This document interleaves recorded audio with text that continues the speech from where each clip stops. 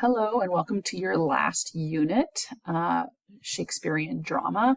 This video is going to give you a quick introduction to William Shakespeare as well as the play that we're focusing on, Othello.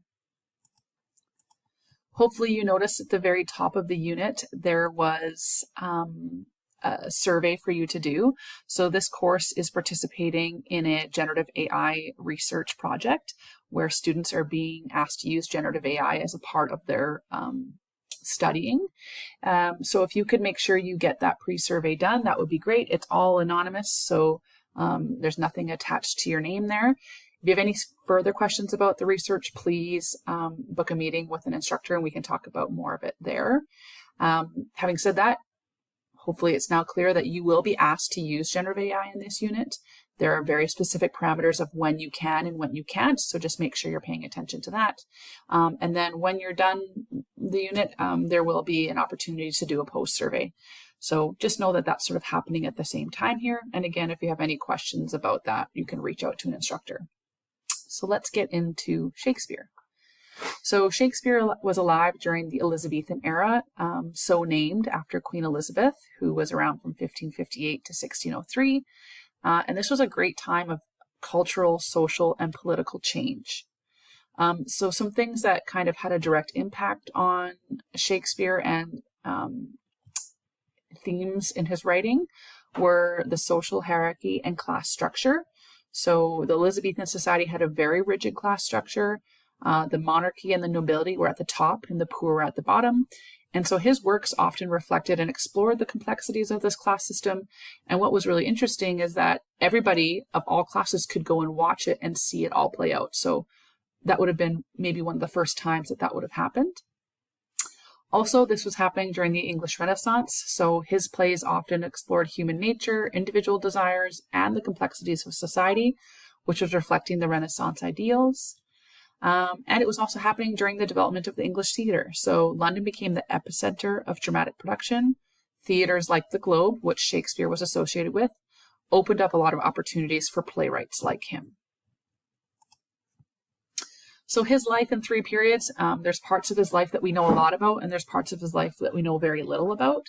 The first 20 years we do know were in Stratford, that include his early schooling, marriage, and having some children.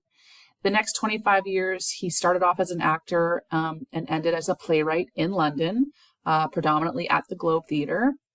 And then the last 5 years, he retired back in Stratford, where he enjoyed his moderate wealth. Okay, he didn't get a lot of his wealth, like most artists, until after he deceased, from his theatrical successes. So he began his career with a London theatrical company. People think it's around 1589. And then in 1592, the plague closed the theaters for about 2 years. So during this time, Shakespeare was writing quite a few sonnets at that time. He returned to playwriting, so full plays, when the theaters reopened in 1594 and stopped publishing poetry. His sonnets, so these smaller pieces of work, were published without his consent in 1609, shortly before his retirement. Most of his plays had never been published in anything except pamphlet form. This was during that time. And then the efforts of two of the people in his company, John Heminges and Henry Condell, preserved his 36 plays. And they did this to keep the memory of so worthy a friend and fellow alive as was our Shakespeare. Theater scripts were not regarded as literary works of art, but only the basis for the performance. As plays were a popular form of entertainment for all layers of society. So that's what I was saying before, all classes, in Shakespeare's time. So he died on April 23rd, 1616, was buried 2 days later in the chancel of Holy Trinity Church, where he'd been baptized exactly 52 years earlier. So Shakespeare wrote many plays, but the one that we are going to be focusing on is Othello. And so it's believed that he drew heavily upon an Italian short story, which featured themes of jealousy, betrayal, and manipulation. And he took this story and adapted the plot to create a more complex exploration of race, love, and societal issues.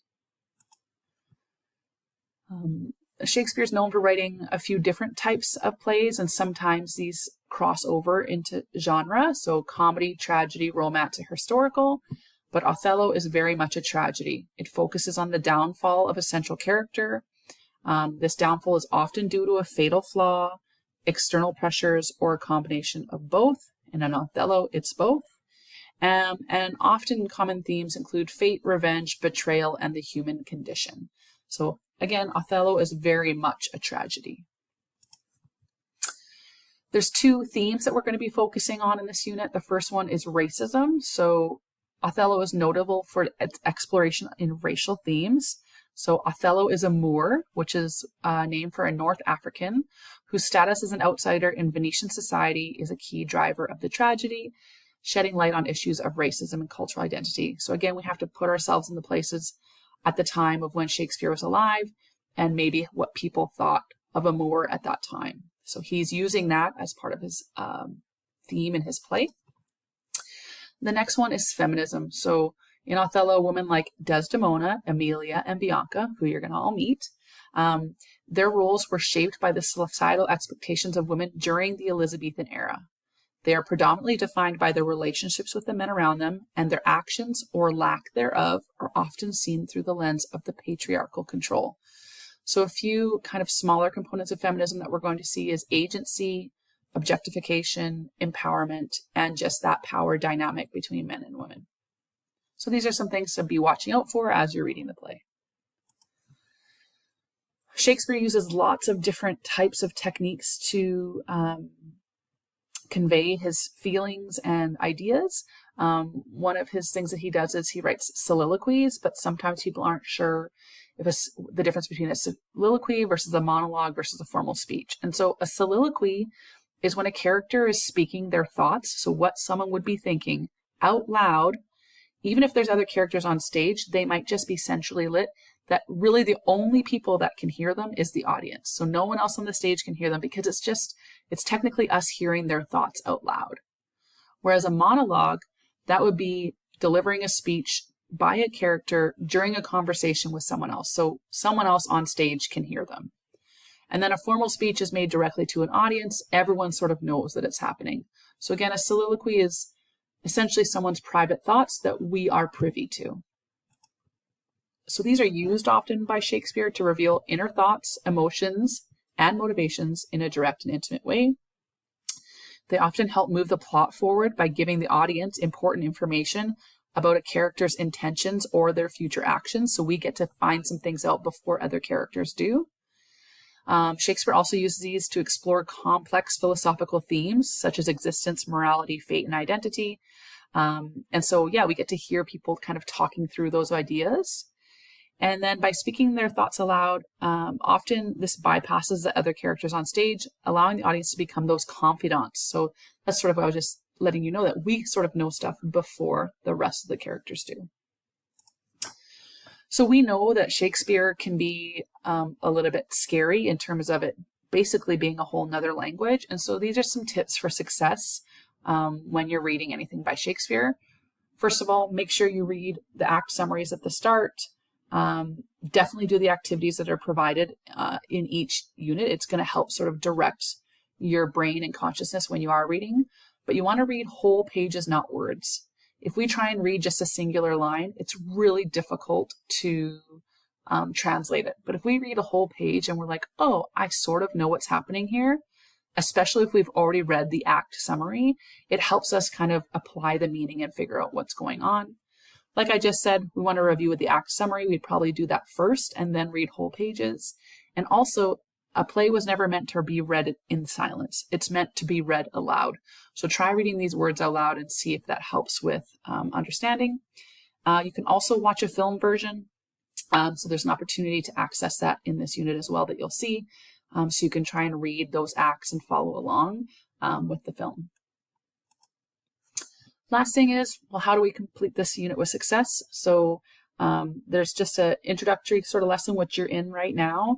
And then each act, there's 5 acts in the play, will have its own lesson. There'll be a bit of a check-in about that act. You'll be told to read it, that act. And then there's a reading comprehension quiz for that act. So it's all laid out so you can keep checking in with your understanding, making sure you understand.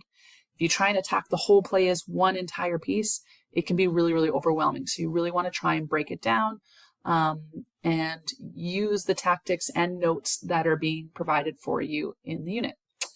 As always, if you have any questions or comments or concerns, reach out to an instructor. Other than that, good luck.